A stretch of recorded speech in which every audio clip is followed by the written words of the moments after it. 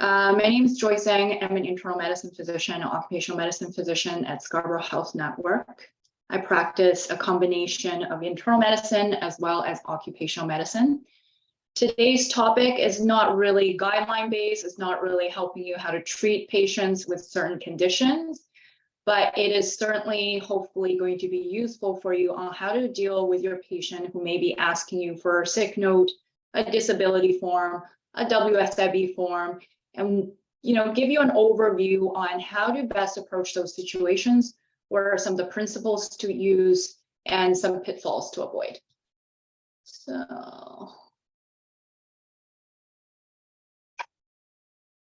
So here's my disclosures. I do a number of consulting work, and I do have some employment relationships as well, notably with the Workplace Safety Insurance Board. So in today's talk, I hope to explain the benefit of return and early and safe return to work. Why do employers always push for their employees to come back to work early after a medical illness, even if it's in a modified basis? Why do we do this? What is the physician's obligation to the return to work process? What does the college say? What does the CMA say about this? And explain the roles of the workplace parties. Describe the concepts of impairment, disability, and accommodation. A lot of times these terms may sound similar, but in the disability world, they mean very different things and they have different implications when it comes to return to work. I'll also describe how return to work plans are typically formulated, how do we do it in an evidence-based fashion, and discuss the potential legal implications of a medical note that's being supplied in a disability or return to work setting. So before I get into the meat of the presentation, just a word on occupational medicine. Most people that I talk to, I tell them I am an occupational medicine specialist. Nobody knows what it is. So this is a definition from the Royal College. Occupational medicine is a branch of medicine that emphasizes on the prevention and deals with clinically and administratively with the health of needs of both individuals and groups with respect to their working environment, and includes the recognition, evaluation, control, management, and rehabilitation of occupationally related diseases and illness and other conditions affecting ability to work. Most of my colleagues, when we finish, so there's three training programs, one in Quebec, but it's not very active, but the two active training programs are at the University of Toronto and in Edmonton. Most of my colleagues, when we finish, will end up either in private consulting, so consulting with workplace parties, or work for governmental agencies such as WSIB, where I work, Public Health Ontario, the Ministry of Labor, and for example, I do a combination of both, and there are people that will do exclusively private consulting with employers. So we're going to start with a case. Since this is Department of Medicine, I'm just going to pick an internal medicine case. You're an internist working your MRP week. This is the height of the pandemic. You have a patient named Kevin who's 50 years old. He was unvaccinated. He works in a warehouse setting, and he was admitted with COVID-19 pneumonia requiring oxygen. He received all the treatment. He was weaned down on his oxygen. He'll be discharged on some home oxygen, 1 liter. On discharge, he tells you, well, he thinks he got COVID from his colleague at work and asks you about when he can return to work. What do you do? What do you have to do in this setting? Do you need to do anything? What do you write on the sick note? So first of all, let's talk about why do we care about return to work? And a lot of times from a patient perspective, they think it's the employer kind of pushing them back before they're ready. A lot of times there can be some, conflict that arises with employers asking them to return to work early than the patient feels that they're ready. But there's actually evidence behind why we do this. It's been shown that there's a benefit for patients when they stay at work or they return to work early in a safe manner. So being at work and staying employed, we know is beneficial to overall health. And when somebody becomes ill with a medical illness or with an injury, safe occupational activities tends to hasten optimal recovery. And I'll talk about why that is in a little bit. And inactivity and time away from work can lead to iatrogenic disability. And why else should you care about return to work? One is benefit to patients. The second is that you have a professional obligation. We'll go over the professional obligation in a couple of slides, but we'll cover the health benefits first. Traditionally, we think about when somebody becomes ill with a medical illness or they suffer an injury, they need to get well and then they get back to work. But actually, the converse is true. And there are studies and systemic reviews that have demonstrated that. Getting back to work early in a manner that is safe for the patient actually hastens their recovery. It promotes their optimal functioning.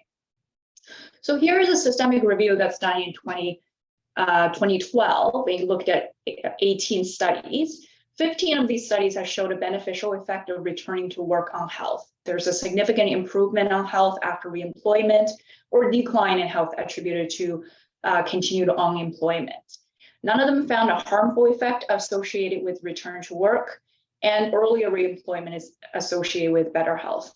Now, you can pause and put your clinical epi hat on and say, well, that's because people who are recovering early or they're healthier, they're returning to work. And this is just an association, not a causation. So whether or not this is a causation or selection bias was examined by 11 of the studies. 4 found that there is evidence to support the benefit is actually causative and not just purely selection bias.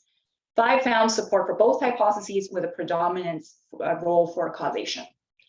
Here is another UK independent review of the scientific evidence on whether or not work is good for your health and well-being. They found that sick and disabled people should re-enter work as soon as possible because it's therapeutic. It helps to promote recovery and rehabilitation. It is not that uncommon after someone has a MSK injury, they've finished their rehabilitation, that we actually put them through a work hardening program because that's a continuing part of their rehabilitation. Inpatient or outpatient rehab, it's not the be all and end all. Typically, rehab processes continue to occur even after someone has left the formal rehab program. And being at work, as long as in a manner that is safe for the patient, is not risking re-injury to the patient, it's beneficial for the recovery. The report is also recommending or found that returning to work leads to better health outcomes, minimizes harmful physical, mental, and social effects of long-term sickness absence. The report looked at 53 longitudinal studies on health impact of reemployment.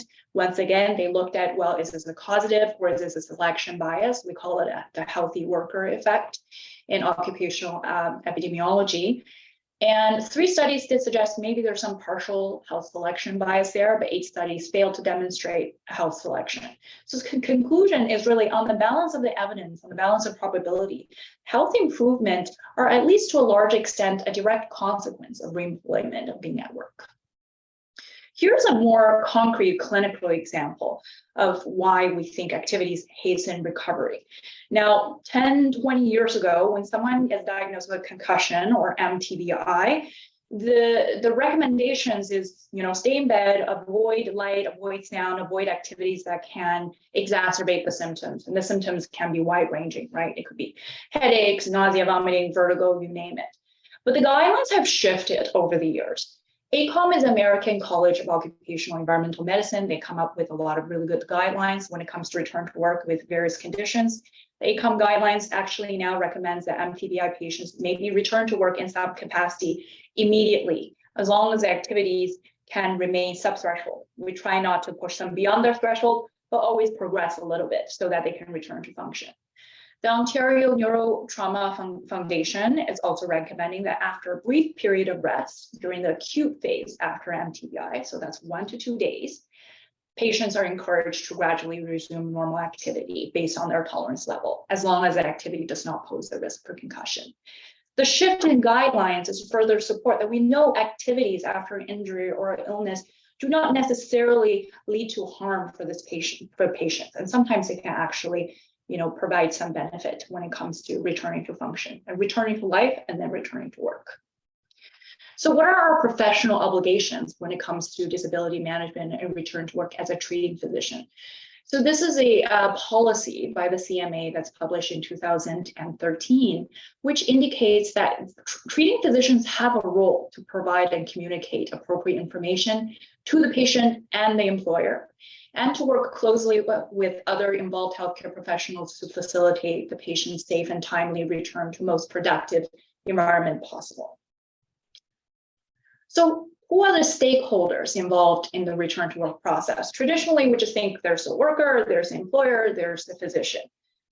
But it's not so simple. It typically looks like this, with constant communications between any two parties. You have the treating physician who are communicating with the worker. The worker has the employer, but the employer also has a number of different entities depending on the size of the employer. A really small employer that's under 20 people, maybe all you have is, manager, owner of the business. But bigger employers such as a hospital have many, many different parties involved in the return to work process. For one, you have the occupational health department. My understanding is that occupational health department is considered a health information custodian based on case law, which means any health information that's disclosed to the occupational health department by the worker is not disclosed to the manager, to the supervisor, to the rest of the employer, like to HR leadership. No, those information is kept confidential.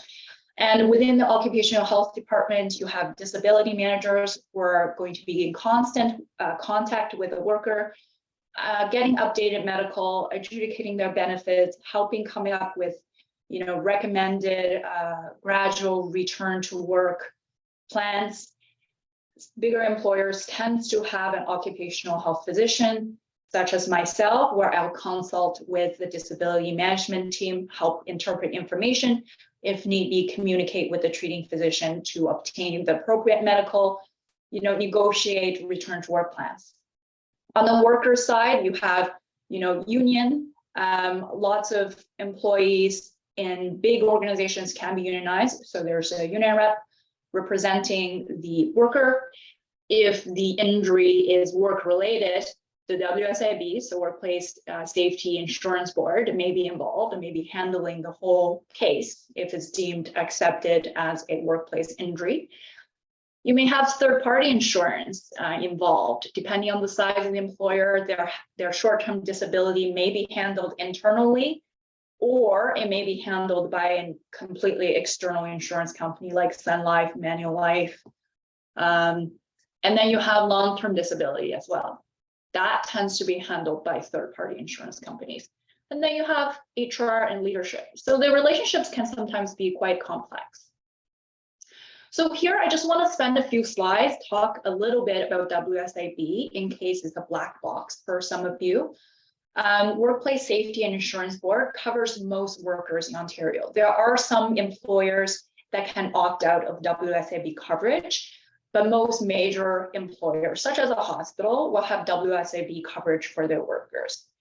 Workers with workplace injuries or illnesses waive the rights to, there's a typo there, to sue their employer in exchange for compensation funded by the employer. It is based on the Meredith Principles, which is a report that was commissioned, I want to say in the early 1920s, 1910, to come up with this whole compensation scheme, compensation system. And most compensation systems in Canada and the US operate on these similar principles. So what does no-fault compensation mean? It means it doesn't matter how the accident or the illness happened, there's no fault on the part of the worker. The worker will never be faulted for that. The employer can't be sued by the worker in the compensation scheme. However, if they're having a lot of accidents and claims, their premium can certainly go up. Security of benefits, meaning it's a pooled amount of money paid by a number of employers, and the benefits are paid out of this pool. It's independently administered by this third party, the insurance board. It's not administered by a government. It's not administered by the employer themselves. It's a collective liability. Once again, it's a pooled amount of money. And the WSIB has exclusive jurisdiction, meaning there's no third party insurance company who can offer a similar insurance for workplace accidents or illnesses. Only WSIB Ontario. And it's governed by the Workplace Safety Insurance Act of Ontario. So what does the WSIB pay for? They'll pay for loss of earnings benefit, meaning if somebody has a claim that's accepted, they're off work sick because of an illness or an injury, they'll get paid for their lost wages. Their healthcare benefits are covered. So if you're seeing someone who has a WSIB claim, for example, and you're seeing them for that claim, I'm trying to think of a good medical example, maybe work-related COVID, and they have an accepted claim, you'll be billing WSIB instead of OPEB for that. They'll cover non-economic loss benefit. If anyone is deemed to have a permanent impairment from their illness or injury, they'll get paid a lump sum amount for the permanent impairment. There is return to work services to help people get back to their previous employment, or retraining for a new job if their previous employment does not meet their restrictions or limitations that are deemed to be permanent. There's specialty medical services. A lot of the big hospital network have a contract with the WSIB. They're completely independent, but they have to provide reports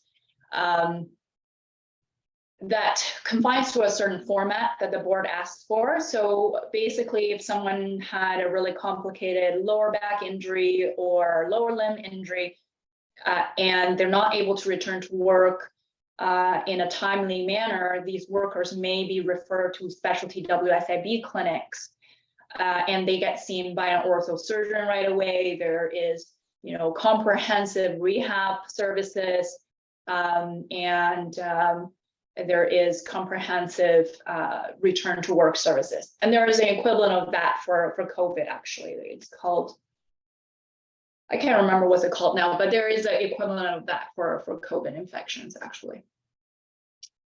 So how does a claim process work? You have the worker, the employer, and the treating physician.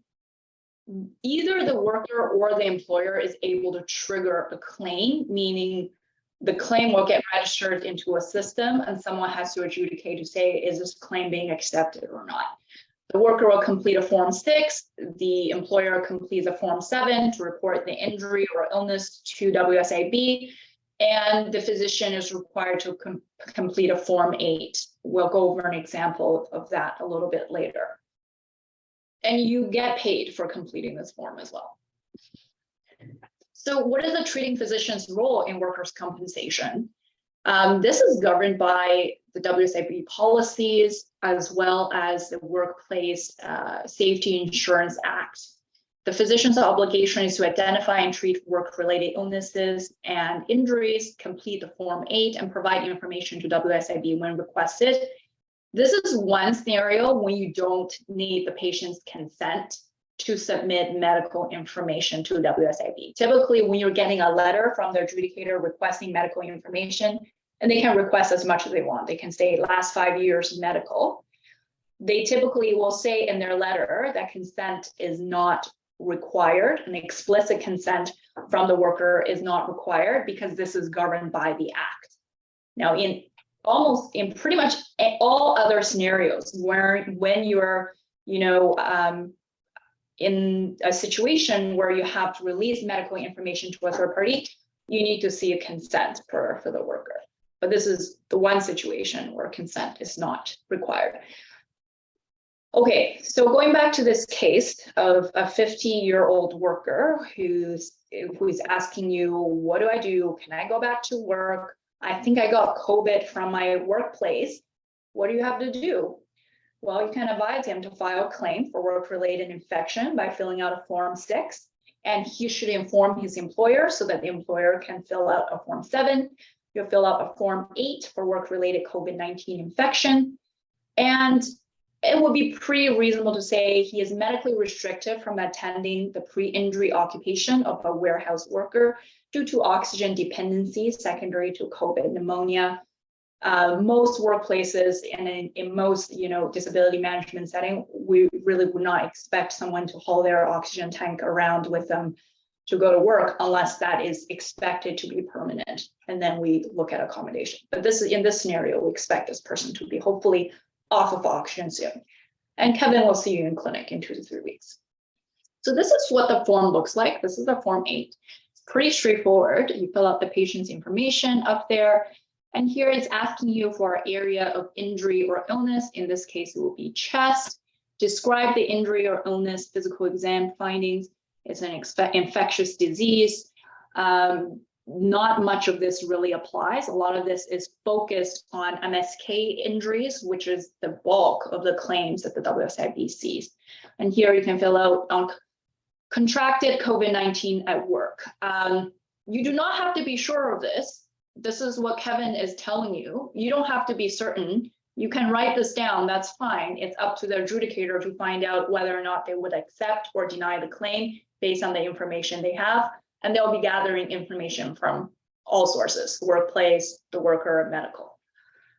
Are you aware of any pre-existing conditions? No. Diagnosis, COVID-19 pneumonia. What is the treatment plan? Currently, he's on some oxygen supplementation, post-hospitalization, graduated return to activity. Here are his medications. So it's pretty straightforward. And then the form is gone.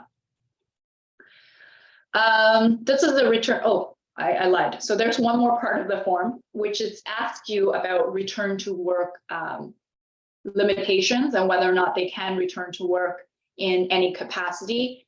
I think in this situation, it'd be very reasonable to say this worker is not able to return to work because of the workplace injury or illness due to O2 dependency on home oxygen therapy. No limitations with any of his limbs. He can sit, but he may have difficulties operating machinery or doing anything that's physically requires significant physical exertion.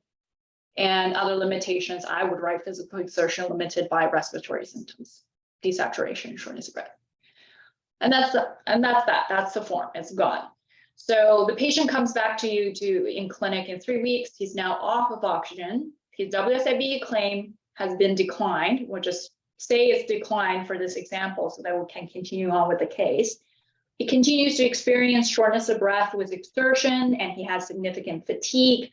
He doesn't think he can perform his pre-injury duties, which is a warehouse worker, requiring him to lift, push, and pull pretty much all day. He brings you a workplace form this time to fill out, to be off work for the next month. He tells you the warehouse work is too physical for him to handle. You're going to refer him to respirology for further assessment, but what do you do in the meantime? Do you fill this form out and just say, can't do anything, off work, sick?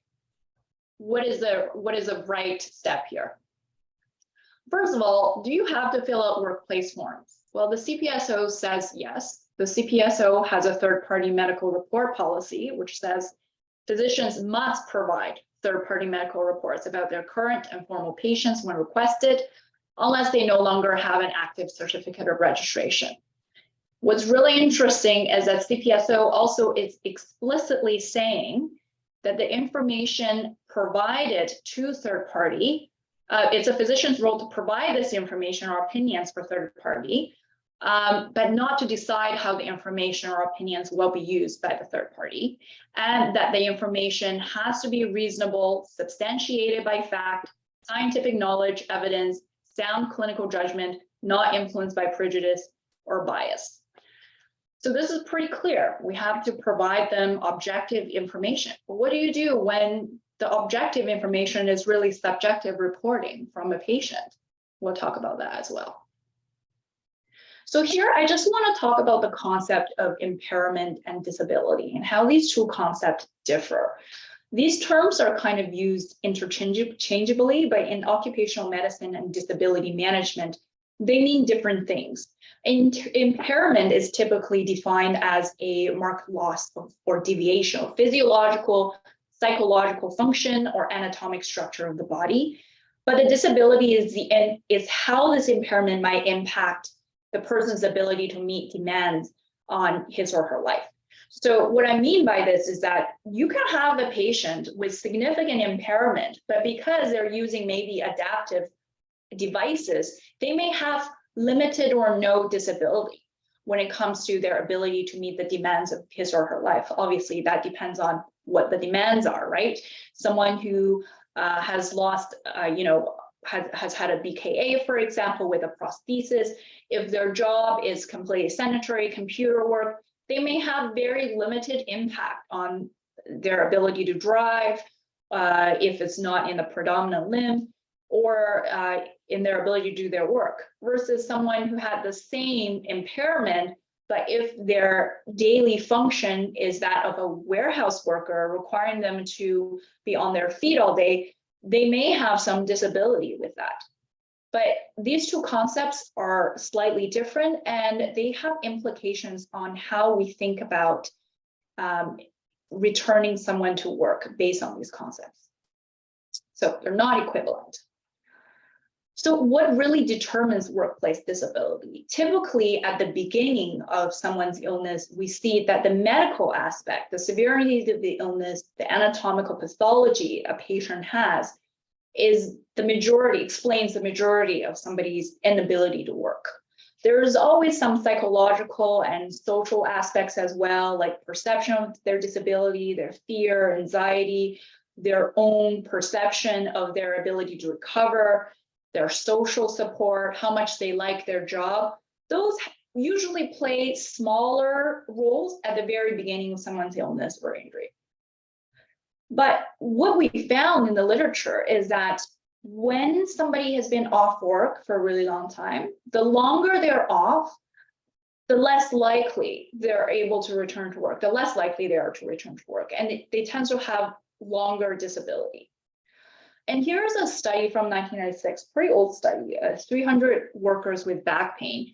You can see that most of the return to work occurs within the first year, the 300 days. And then after that, the rest of the patients tends to plateau and they don't return to work anymore.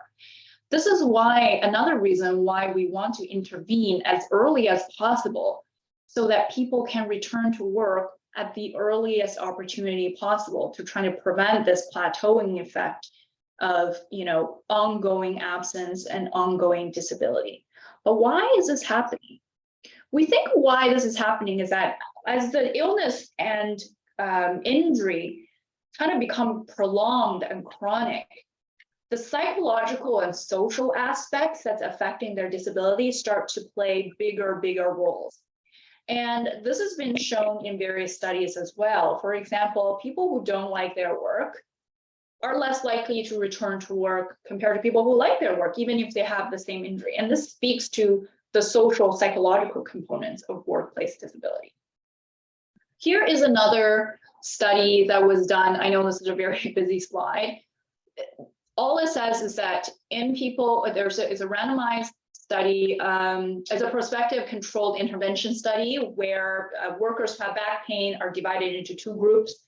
One is expectant management, the other has early intervention by disability management. And the people that have intervention by disability management early in their illness had an increased chance of returning to work with a loss ratio of 2.5. So this is why we push for early and safe return to work, because we know that the literature has shown unnecessary time away from work is harmful to somebody's functional recovery. Return to work can have a positive impact on people's recovery, and it can assist patients to stay in the routine of working, maintain relationships with the workplace, and early intervention in this process is essential. So how do we advise return to work as a treating physician? It's always a risk-benefit analysis, just as any medications we prescribe, any investigative or diagnostic testing we order. It's a risk-benefit analysis. So how do I advise, or how do I suggest that you advise return to work and as a role of the treating physician? There's really three things to consider, and this is where your role stops. And I don't think you need to do more than what's listed on the slide, which is listing the restrictions, limitations, and ability of the patient, and the rest should be left for the employer. And I'll explain why in the next slide. So what is the difference between restrictions and limitations? We tend to use these two terms interchangeably, but the concepts are a little bit different. A restriction is an absolute medical contraindication in doing something. That's an activity the patient should not do, even if they're physically capable, even if they want to. An example of that would be someone who just had a massive MI. They had PCI, they want to go run a marathon. They say, "Doc, I trained for this marathon and I'm going to go ahead and run it 2 days after their PCI." As a physician, you're going to say absolutely not. You're going to have, you may have a complication. You may have an MI again. The stent is not completely endothelialized. You cannot do that. That's a medical contraindication to do this activity. Okay. Limitation is a little bit different. It's usually activities that patients objectively cannot do, even if they want to. And limitations really applies more for in the MSK world more than in the medical world. But a medical example would be a patient would desaturate after they try to run and their workplace requires them to run, just for the sake of an example. They cannot do it because they're desaturating. That's a limitation. An ability is simple activities that patients can do safely. So this sounds straightforward, but a lot of times it's not so straightforward. That's because there's also a different concept of tolerance. What is a tolerance issue? A tolerance issue is something a patient is reporting to you, but you have no way of objectively verifying that. So an example would be pain. Someone says, I have very significant back pain. They've had CT scans, MRI, only degenerative changes, nothing that requires surgical management. They say, I'm in so much pain, I can't do anything. Well, you don't have a way of measuring that. That's the patient's tolerance level. As a physician, you can only comment to say, well, are the physical findings and imaging findings, would that be compatible with this level of pain? Sometimes it's even hard to say that. Dyspnea or shortness of breath without desaturation, we see that a lot in the long COVID patients who say, doc, I can't work for more than 4 hours at a time because I'm too short of breath, or I can't walk for more than 10 minutes during my job because I'm too short of breath. You've done all the appropriate testing, PFT, CT chest, 6-minute walk test. There's no evidence of desaturating, but the person says, I'm too short of breath. Very common one. The third one would be fatigue. Also very common in the long COVID patients where they say, doc, I can't work for more than 4 hours. I can't work for more than 8 hours. I'm so tired. I just crash. I just sleep at home. These are all tolerance issues. And the best you can do as a physician is to report the tolerance issues, but also, be very clear these are patient self-reported problems, because it's not a scientifically accessible concept. A lot of times it's a psychosocial concept based on risk and reward, and someone's tolerance may change depending on the risk-reward ratio. And a good example would be 2 people with the exact same injury, with the exact same symptoms of fatigue. Maybe one person really enjoys their job. And a good example is physicians. Physicians generally go back to work really, after an injury or illness, they go back to work early. Partly is motivated by the fact that we don't have insurance coverage. We kind of have to go back to work. Partly is because we find our work really, enjoyable, really rewarding, versus someone who does not enjoy their job. Their tolerance level may be very different because their risk rewards are different. So it is the employer's obligation to accommodate for a patient's disability. This is listed under the Ontario Human Rights Code. An employer must accommodate the employee in a way that will not causing the employer undue hardship. Undue hardship generally means, it's a very small employer. They just can't have someone who can't do the full job. They won't be able to sustain that financially.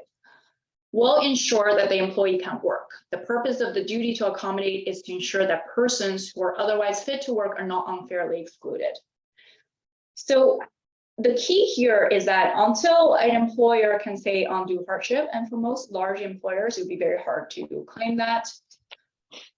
If the person can do essential duty of the job, it's the role of the employer to come up with appropriate accommodations for their illness, for their injury. But that's why I say, going back 3 slides, this is where the physician's role stops, because a lot of times we don't know what kind of accommodations the employers can come up with. It is always best to communicate with the employer. Here are the restrictions and medical contraindications, what my patient should not be doing. Here are their limitations. You can always comment on tolerance. This is what they're reporting they have difficulties with, and this is what they're able to do. And stop right there, because you never know what kind of accommodations the employer can come up with. Maybe they can come up with a role where the person can be lying in bed answering the phone. It doesn't require a lot of physical activity, if physical activity was the limiting factor. Accommodation, here are some accommodation principles that most disability managers will follow. The work should be productive. Hopefully, it should be within the medical capability of the patient, within the skills and ability of the patient, and not endanger the health and safety of patient or coworkers. We generally consider a hierarchy of accommodations to try to see first if they can be accommodated in their pre-injury job, but modified somehow, maybe modified hours, maybe modified supervision, maybe modified duties. And if not, then find another job not requiring modification, another job requiring modification, or bundling of suitable duties that they can do. So here, once again, I have another slide just highlighting here. The major pitfall here is when physicians are advising accommodations to the employer. It makes it very difficult for the disability managers when a physician says, what are some of the things, examples I've seen? Can't take care of patients, for example. Why? Why can't this person work with patients? What is it about their abilities that they can't do that? Or can't work for more than 8 hours? Well, what if we modify their duties somehow so it's less taxing on them? Then can they work longer hours? Or requesting certain shifts, can only work, can only work weekdays, no weekends, something like that. Typically, when a disability manager sees this, you will be getting another letter asking for rationale why your recommendation is the way it is. And without a proper rationale, it's very difficult for the disability managers to kind of actually follow through with that recommendation. The other pitfall, it's a half pitfall, is physicians advising that our person is totally disabled. And it's not our fault, it's not the treating physician's fault, it's because all these forms have a box that asks us, is this person totally disabled? And we just talked about how disability is entirely dependent on the function a person needs to perform in their life. So a person can be totally disabled from performing one duty, maybe like if this person has severe visual impairment, they're totally disabled from becoming a pilot, but they're not totally disabled for anything else. So to advise a person is totally disabled without understanding what are some of the accommodations that may be provided in the workplace can become a pitfall. And then you'll get more communication from the employer. Say, hey, what about this? What if we offer them to do this office job? Can they do that now? They're not on their feet all day. They have, a fractured ankle. And then in that case, maybe they're not totally disabled. Not role of the physician really to advise on accommodation, just because we don't know what's going on in the workplace for the most part. And we may not be aware of all the duties that are available. And sometimes it may not be possible based on the employer's needs. And this will hamper the ability of the employer to effectively accommodate workers sometimes and may create iatrogenic disability. So this is a form, this is the SHN old form, I think, for a medical certificate. And I just want to show you, this is most medical certificates will look like. They're not the best. You'll see here, it's always saying nature, illness, and injury. They never ask for diagnosis. And this is based on case law that the employer is not able to ask for diagnosis the first time. And if they can accommodate the worker or adjudicate the claim without knowing the diagnosis, they don't need to. But a lot of times they will follow up and say, hey, what is the actual issue? Because a lot of times this can be really general. People can fill it really generally, GI illness, mental health. And the disability managers will say, okay, what does that mean? How do I adjudicate that? I'll show you how these things are usually, what kind of guidelines we generally use to help with making these decisions. And then you'll see the boxes here, totally disabled, partially disabled. And then usually there's some form of functional abilities where you take, what are their limitations that workers ask. So some other considerations you should be aware of, really important to ensure that the consent is obtained. For example, in this form, part A is the consent, right? You hereby authorize the practitioner by completing signing this form to fill it out and so forth. And the employee has a signature here. Typically, a consent is required each time somebody is requesting medical information. So the information provided should be fair, objective, and nonpartisan as per the CPSO policy. Report the restrictions, limitations, not request specific accommodations. And you may receive other forms of communication. Sometimes it's in a supplementary letter, it's very specific to your. They might request for reports, and you might have incoming communications from the alk health physician. So let's continue with this case. So his WSIV, Kevin comes back to you in clinic. His WSIV was, declined. He says he can't do his pre-injury duties. It's too physical. What do you do? So let's pretend that this is Kevin's workplace form. This is what I would write. Nature of illness. I don't have to disclose it's COVID. I'll just say respiratory infection requiring hospitalization, supplemental oxygen post-discharge. It's a communicable disease. This is when he was hospitalized. This is when I've seen him. And he's undergoing treatment in the form of graduated return to activities. He's completed all medication courses. He's on some Ventolin still. I would say that he's partially disabled because, yeah, he's reporting, he has a very clear organic reason to explain the symptoms that he's feeling, even though these are some subjective reporting. But this is what I would write. This is based on his report, how long he can walk, how much he can lift, push and pull. He doesn't have any issues with the other activities, no issues cognitively, but this is what I would write. This worker has self-reported fatigue and shortness of breath corresponding to these limitations. There are no absolute medical contraindication to advanced duties as tolerated. If failure to progress, may consider an external functional abilities examination. This is what I would write, and this is what I would love to see, to be honest, so that the disability manager on the other end understands, okay, he has difficulties performing his job duties because he's just had COVID pneumonia, he's tired, he has stamina issues, but let's start him with these sedentary duties in line with his self-reporting, and then let's gradually increase his duties as he tolerates. This is helpful because it takes a physician out of the equation. The worker is able to work with the employer and the disability manager of the employer to gradually increase their duties. And the employer is not being tied with some sort of, can only work 4 hours. Well, what if we lessen his duties? He's sitting in an office. Can he work 6 hours? Can he work 5 hours? It takes a physician out of the equation, and it's better for the treating physicians too. And sometimes I think we just have to be clear to say, it is not up to us to request specific accommodations. Our role is limited in reporting what your restrictions are, what your limitations are, and what you're able to do. And you can ask to be compensated for your time. Most major employers will pay for time you spend completing the form. So Kevin comes back to work on administrative duties in the office of the warehouse 3 days a week at reduced hours. He's working with the disability manager there to, progress his duties.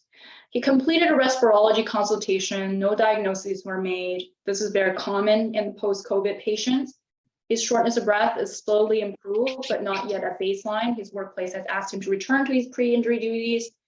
How is this usually done? Okay. So how do we formulate return to work plans? Return to work after medical illness needs to be gradual, and it provides a time to build up the endurance and work hardening required after someone has been sedentary and deconditioned from a medical illness. Unnecessarily prolonging the modified work may sometimes lead to staying in reduced productivity or position. And permanent modified work is really only considered when maximal medical recovery is reached and all medical treatment options are exhausted. And graduated return to work should occur in combination with medical treatments when indicated. We do not necessarily have to have all medical treatments rehab completed before the return to work process. A lot of times it's actually better if these two processes are happening at the same time.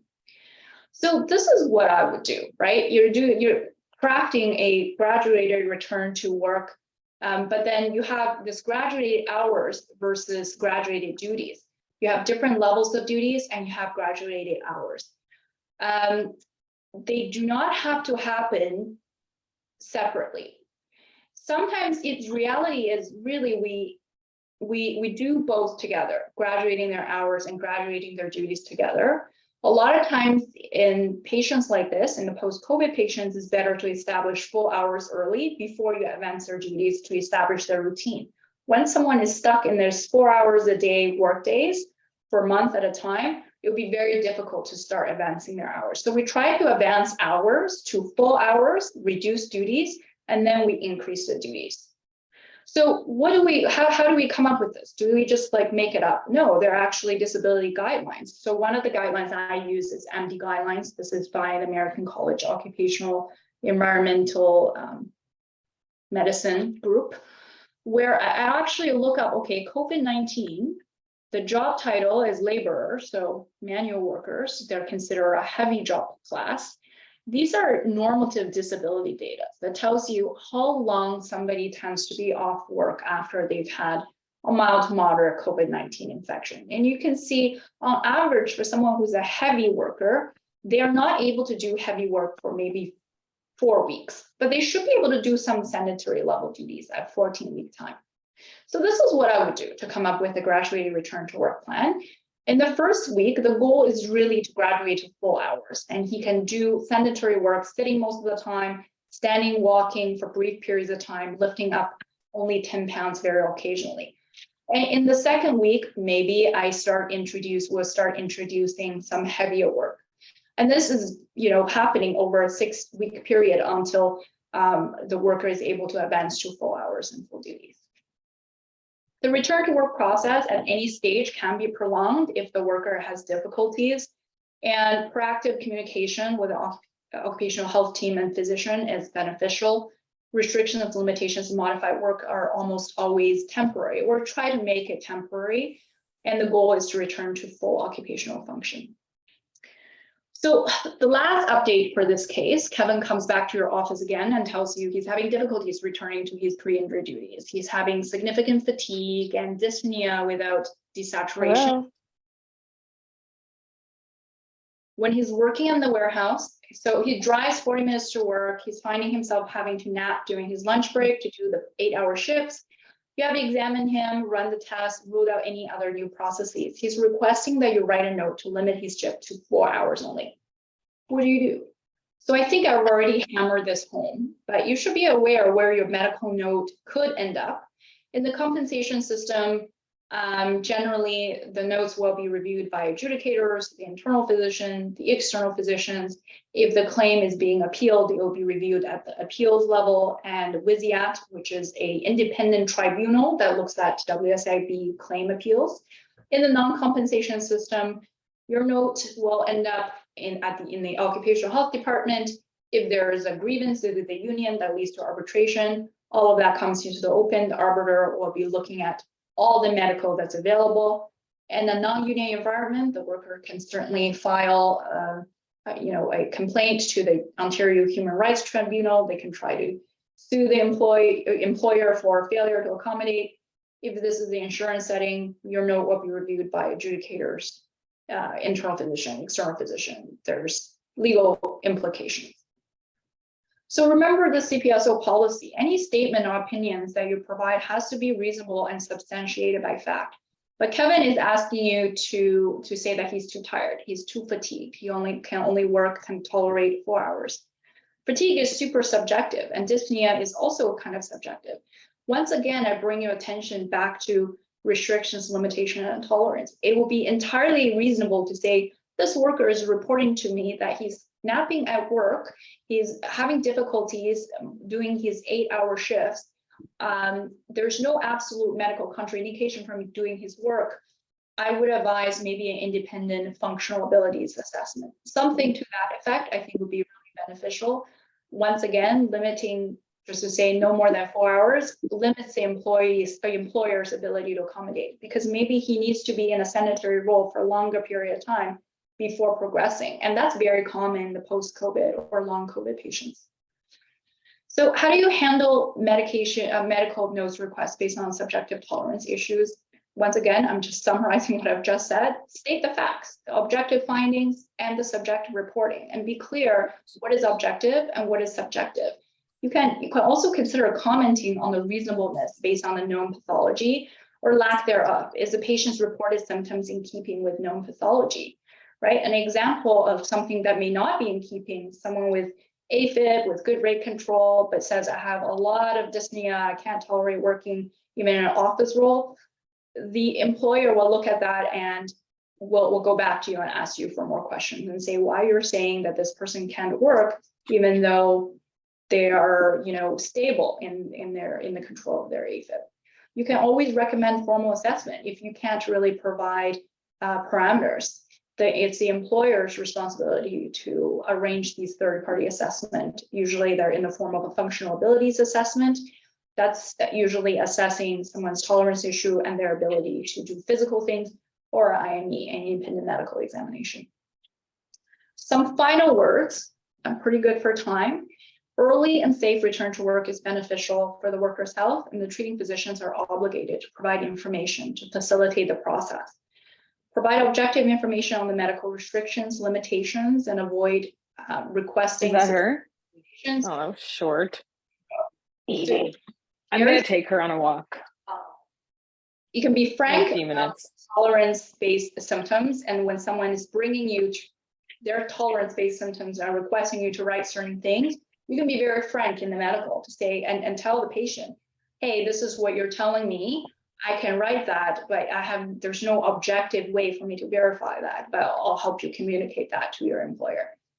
And comment within your scope of practice. If they're asking you to write something that's not within your scope of practice and you're not comfortable doing, don't do it. Have someone who this issue is within their scope of practice to do, and consider the potential legal implications of your methods.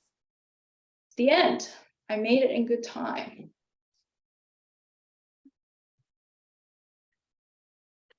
There are no questions in the chat, but I'm open for answering any questions if anyone has any.